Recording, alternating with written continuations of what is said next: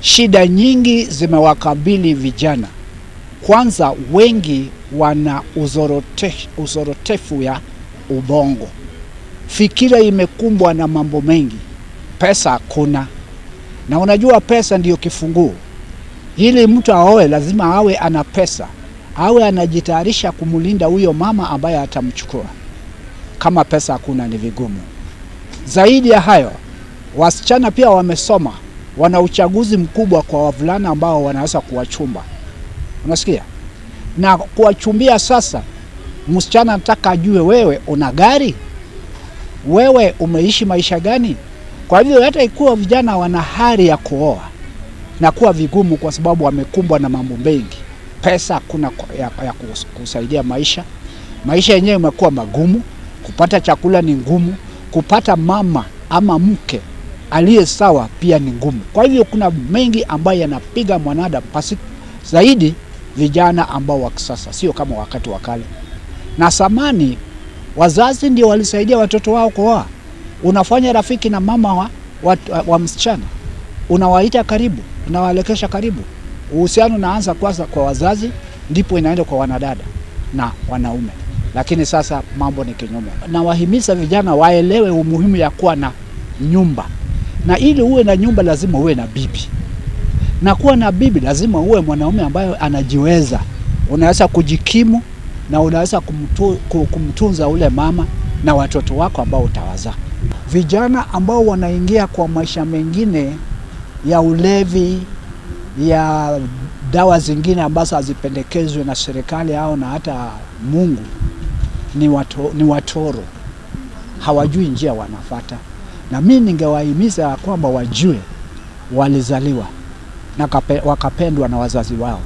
Wao pia lazima wachukue jukumu ya kuchukua mwanadada ambaye atakaa naye kama bibi, ampende, amulinde jinsi yeye alilindwa na wazazi wake.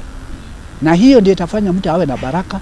Mwishowe kabla hajakufa atakuwa amewacha watoto wake wa kumrithi na kuitwa jina lake, ili jina libaki kama ikiwezekana daima. Shida nyingi zimewakabili vijana.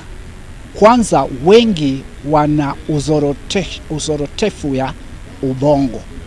Fikira imekumbwa na mambo mengi. Pesa hakuna.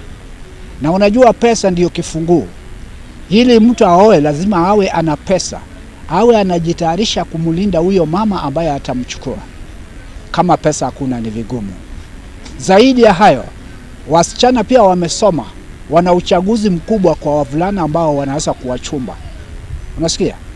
Na kuwachumbia sasa, msichana anataka ajue wewe una gari? Wewe umeishi maisha gani? Kwa hivyo hata ikuwa vijana wana hari ya kuoa na kuwa vigumu kwa sababu wamekumbwa na mambo mengi. Pesa hakuna ya kusaidia maisha. Maisha yenyewe yamekuwa magumu, kupata chakula ni ngumu, kupata mama ama mke aliye sawa pia ni ngumu. Kwa hivyo kuna mengi ambayo yanapiga mwanadamu zaidi vijana ambao wa kisasa, sio kama wakati wa kale. Na zamani wazazi ndio walisaidia watoto wao kuoa. Unafanya rafiki na mama wa msichana, unawaita karibu, unawaelekesha karibu. Uhusiano unaanza kwanza kwa wazazi, ndipo inaenda kwa wanadada na wanaume. Lakini sasa mambo ni kinyume. Na wahimiza vijana waelewe umuhimu ya kuwa na nyumba. Na ili uwe na nyumba lazima uwe na bibi. Na kuwa na bibi lazima uwe mwanaume ambaye anajiweza. Unaweza kujikimu na unaweza kumtunza ule mama na watoto wako ambao utawazaa. Vijana ambao wanaingia kwa maisha mengine ya ulevi, ya dawa zingine ambazo hazipendekezwe na serikali au na hata Mungu, ni watoro. Hawajui njia wanafuata. Na mimi ningewahimiza kwamba wajue walizaliwa na wakapendwa na wazazi wao. Wao pia lazima wachukue jukumu ya kuchukua mwanadada ambaye atakaa naye kama bibi, ampende, amulinde jinsi yeye alilindwa na wazazi wake.